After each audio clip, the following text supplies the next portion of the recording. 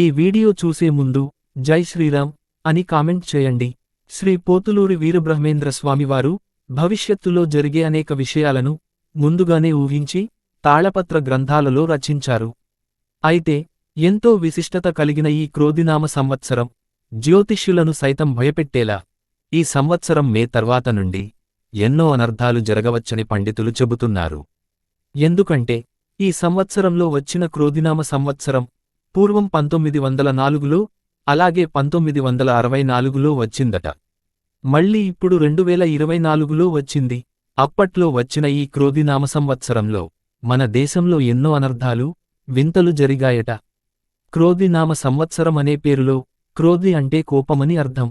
కాబట్టి ఈ ఏడాది పేరుకి తగ్గట్టే ఈ సంవత్సరం మొత్తం చెడు ప్రభావం ఉండొచ్చని పండితులు భావిస్తున్నారు.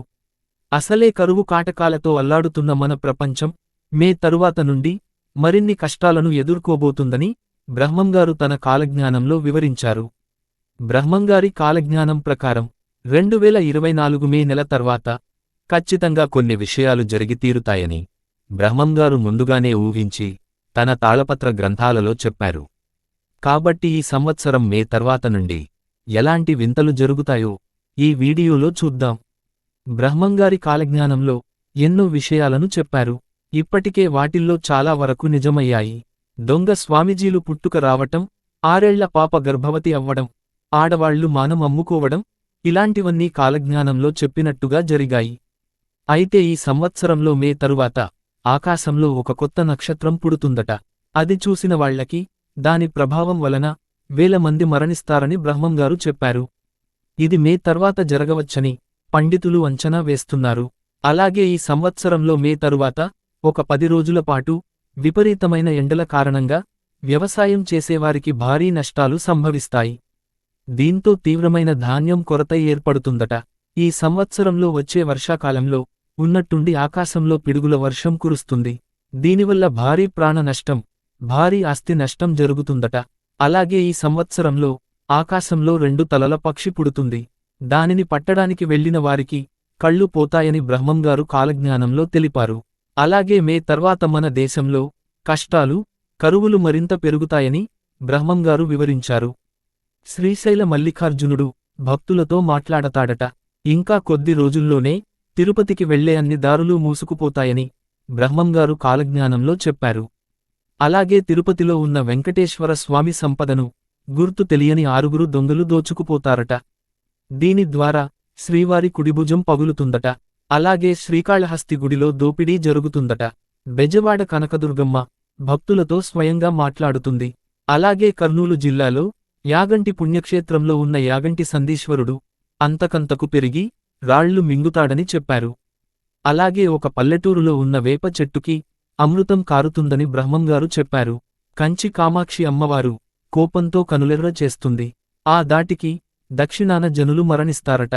అలాగే కృష్ణానది మధ్యలో ఒక బంగారు రథం పుడుతుంది. దాన్ని చూసిన వారికి దాని కాంతి వలన కంటిచూపు పోయే ప్రమాదం ఉంటుందట. అలాగే శ్రీశైలానికి దక్షిణాన కొండల నుండి రాళ్లు దొర్లిపడి జననష్టం జరుగుతుంది. జలప్రళయం ఏర్పడి నాగార్జున సాగర్ బీటలు పడి కృష్ణానదికి వరదలు వచ్చి ఇంద్రకీలాద్రిని తాకే అవకాశం ఉంది.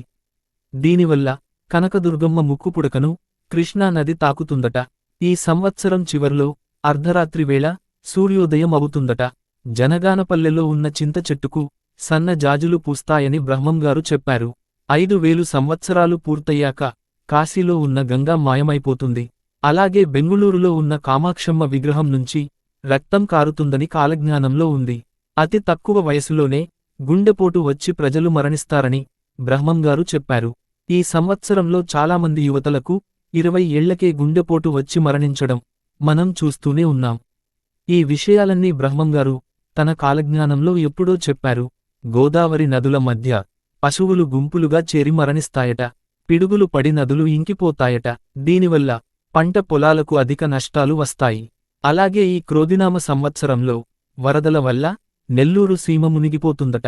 అలాగే ఈ సంవత్సరంలో మన దేశంలో ఉన్న ప్రజలను ఎవరూ ఊహించని నాయకులు వచ్చి రాజ్యమేలుతారట.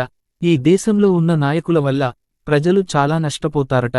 మే తర్వాత నుండి రాబోయే రోజుల్లో మన దేశానికి ఈశాన్యంలో ఉన్న గ్రామంలో తెలియని ఒక వింత వ్యాధి పుడుతుంది. ఆ వ్యాధి క్రమంగా పెరిగి ప్రపంచం మొత్తం వ్యాపిస్తుందట. మందులేని ఈ ప్రాణాంతక వ్యాధి బారిన పడి అనేకమంది ప్రజలు మరణిస్తారట. కాబట్టి ఈ సంవత్సరంలో మనం అనేక విధ్వంసాలు చూడబోతున్నామని అర్థం చేసుకోవాలి.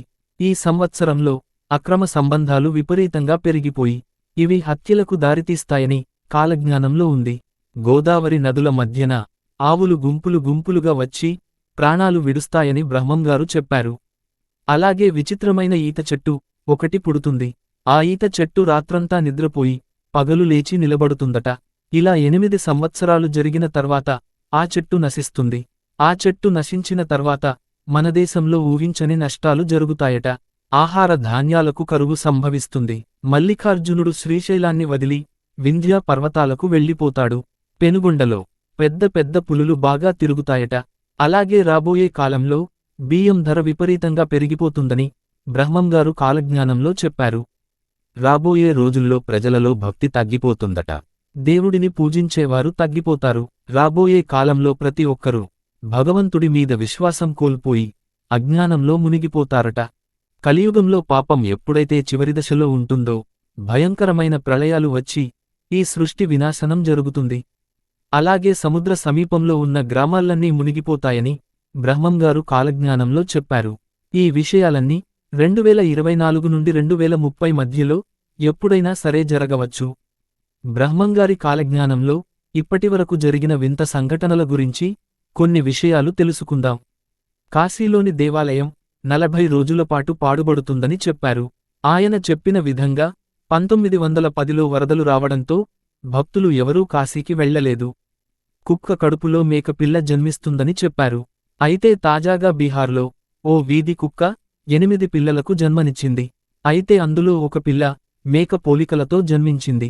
అలాగే సినిమా యాక్టర్స్ చాలామంది రాజకీయాల్లోకి వస్తారని చెప్పారు. ఇకపోతే ఒక వితంతువు 16 సంవత్సరాలు రాజ్యం ఏలుతుంది అన్నారు. అంటే ఇందిరా గాంధీ పరిపాలించారు.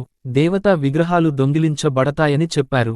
ఇక అడవి మృగాలు గ్రామాల్లోకి ప్రవేశించి మానవుల ప్రాణాలు తీస్తాయని చెప్పారు. ఇలా ఎన్నో సంఘటనలు బ్రహ్మంగారి కాలజ్ఞానంలో చెప్పినవన్నీ పొల్లుపోకుండా ఇప్పటివరకు జరిగాయి, జరుగుతూనే ఉన్నాయి. ఈ వీడియో మీకు నచ్చితే లైక్ చేసి సబ్స్క్రైబ్ చేయండి.